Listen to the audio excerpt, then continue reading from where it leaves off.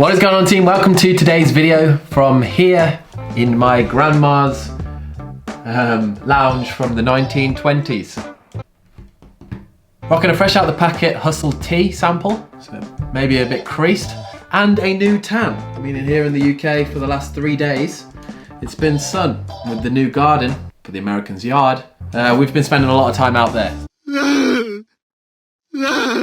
But also over the weekend was the MidAtlantic CrossFit Challenge and the Tauren Pro, the two first regionals of this year, the two first semi-finals. And you've probably seen the results already, you've probably seen some of the live action and the footage, but in today's video we're just going to cover a couple of things that happened, a couple of things that you may have missed, and the things that I enjoyed. Know what I'm saying? Like this was an actual photo of Matt Fraser captured watching the live semi-final streams. Looks kind of like my diet. The nicest thing for me over the weekend was both competitions were in-person competitions where there was a crowd. The stadiums looked insane. The Pat Rafter Arena for the Tauren Pro, just look at that thing. The event actually sold out of seats with over 5,000 people cramming into that stadium to watch some of the top heats.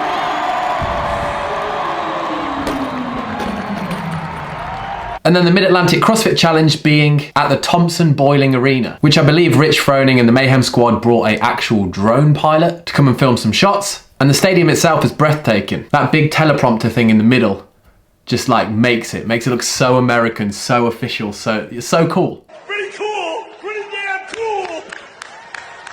Woo!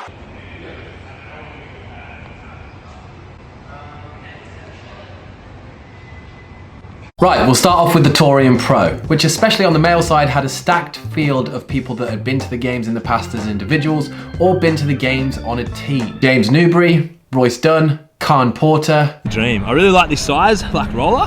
Yeah. I find like the bigger rollers are just annoying. Yeah. This one's good, man. Zeke Grove, Baden Brown, Brandon Swan, just to name a few. And then Jay Crouch, the new upcomer from Australia who won the quarterfinals for that region. Now, as I said, I'm not going to go over all the events, but event 1 was a reverse triathlon, 5K run on an air runner. Stop you right there. That's brutal. Nope. 7K bike, 2K row, time cap of 48 minutes. There's only really one photo that summed it up. Do you think he's dead? Even the commentators could tell that some of the athletes weren't having a good time. Now that's not a face of happiness at all for CJ Walker. It looks like he's doing it pretty tough.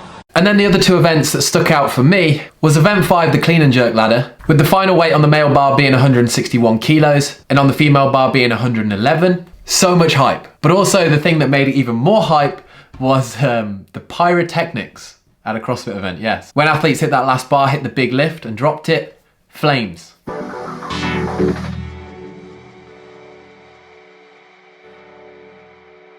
Flames. Can you believe it? No, that's not cool. And in that same event, Kate Gordon really knew how to get the crowd going.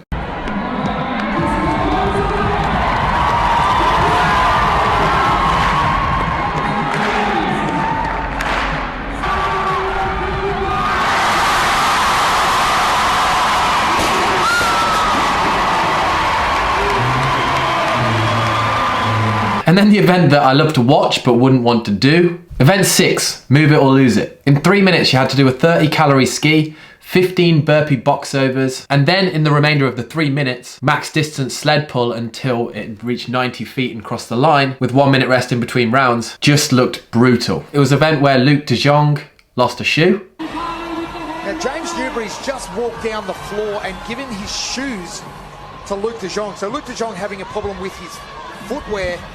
It was the event where Khan Porter said that he might be able to finish it in 1 and just sent it and didn't finish it in 1. And the event where we had the closest finish of the weekend between Royce Dunn and Baden Brown on the final sled pull. It was inches in it. We're going to have on our hands here, level pegging Royce Dunn, Baden Brown. Who is going to get there? Royce Dunn ever so close, Baden Brown getting more meters out of it. Baden Brown and Royce Dunn. Oh! Again, we're going to use the CJ Walker analogy, and this was him afterwards. We've all been there. That pen just seems impossibly heavy and impossible to grip. But this was how bad that workout was. The shape very happy. No. You mentioned it before, people, experience in having done an event like this before. Pacing so... But after all of the action, after the 6 events going into that 7th and final event, the top 3 men qualified, and if you look at the scoreboard, there was 2 points separating 3rd, 4th and 5th. So any one of those could have qualified. Baden Brown ended up holding on to his spot, finishing ahead of James Newbury and Luke Fiso, meaning that on the male side, Royce Dunn finished 1st, Jay Crouch 2nd and Baden Brown 3rd. With the last chance qualifying spots going to James Newbury, Luke Fiso and Calm Porter. And then on the female side, Cara Saunders had a super dominant weekend. She finished 4th in event 1, which was the triathlon. But after that, she didn't finish outside of the top 2 for the rest of the weekend, finishing on 660 points, nearly 100 ahead of 2nd place Laura Clifton. But it ended up being Cara Saunders, Laura Clifton and Ellie Turner qualifying on the female side, with the last chance qualifying women's spots going to Alethea Boone, Madeline Sturt and Justin Beath. And yeah, that was pretty much the Tauren Pro side.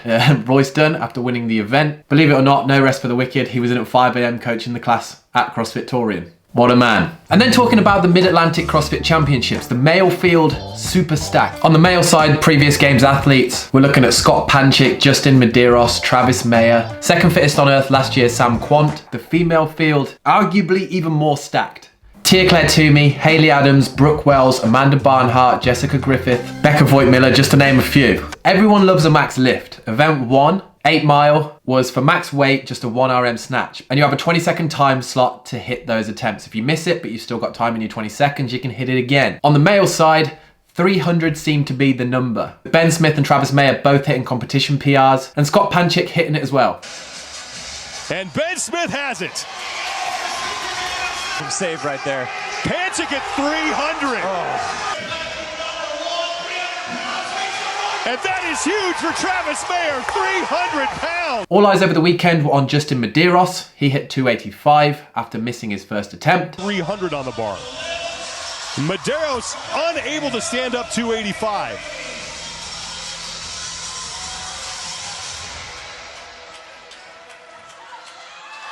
And the power of the mullet compels you. But the overall male winner in the snatch was Zach Watts hitting 310 pounds. And that is... Now I know what you're thinking, is that you and Jazz in the crowd, Craig? I got sent this by a person that was watching the live stream and said that he thought we were there. Great t-shirt that guy's got on. On the female side, the winner, Christine Collenbander with 210 pounds. For the event lead, Collenbander has it and she is now in 1st place. Now as Tia Claire Toomey finished ahead of her in qualifying in the Open, she got to see what Christine hit. Tia was going to hit 210, the same as her, but then went for the win. Being the champ that she is, she added on another 5 pounds and went for it. Missed the lift, but that's the sort of like fight from Tia that we like to see. Brooke Wells hit 195. 95 is good. And Hayley Adams has been working on her strength, and she missed her first lift, but hit her second lift at 185, and that's a lifetime PR. Make it count. And Hayley Adams and Taser Persevich are fired up.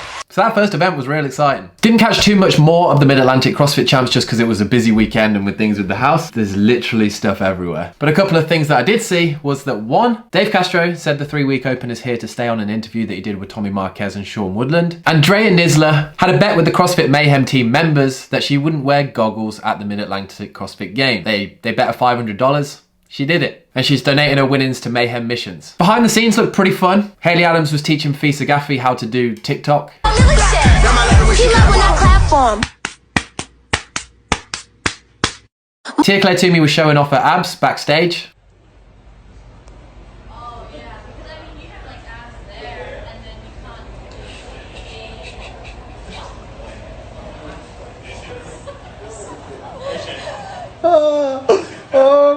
It was good to see Sean Woodland and Jacob Hepner meet each other again. And we saw a new piece of equipment being used and introduced into the CrossFit space. The Talk Tank. In the individual event too, the athletes got to use it, and it looks like a fun piece of equipment. You can obviously change the different resistances, make it as hard or as easy as you want, but it's always going to be brutal. Now in athlete news, Samuel Quant. He ended up finishing 14th overall this weekend after finishing 2nd at the CrossFit Games last year. The day after the competition, he took to Instagram. Apparently when he got to Tennessee, he had a pretty severe outbreak of hives that put him in urgent care a couple of days before the competition and was given medicine that left him feeling super drained. Each day of the competition I debated whether I should withdraw, but decided to finish it despite how I felt. I just didn't want to go out without a fight. He said a lot more in the post, but apparently he's been fighting different sorts of illnesses over the last year, and he said this may be a blessing in disguise for him not qualifying for the games to get it sorted. So from Jazz and I and the team, get better soon, Samuel Kwon. Another person that we lost early in the competition was Travis Williams. He had to withdraw because he's a firefighter cadet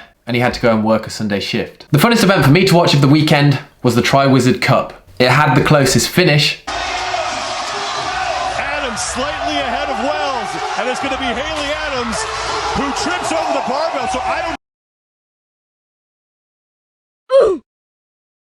And if you take a look at this event again, this is the first workout in a very long time, including the ones at the MidAtlantic CrossFit Championships. When I saw Tia cross the line, I was like, yeah, she didn't look tired. This was the first event where I saw Tia actually look tired. Toomey cruising to another event's win.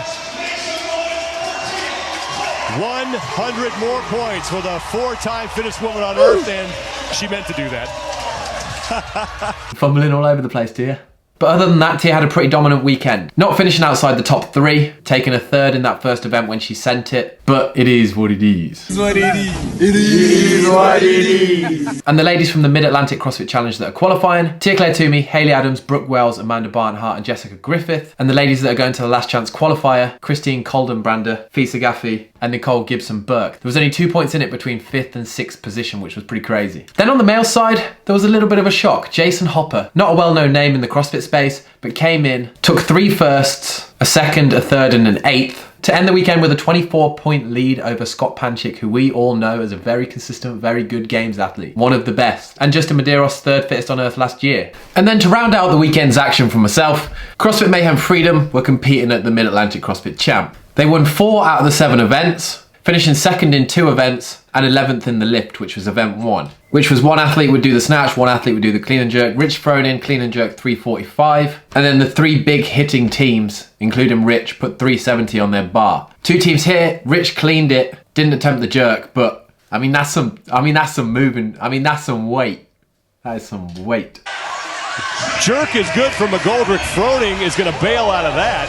And Aaron Hanna. And yeah, Dave Castro had a look at the Rich Froning 2s or 3s, or whichever ones they are. But yeah, that's kind of like my coverage of the weekend. I feel like I've gone through so much stuff.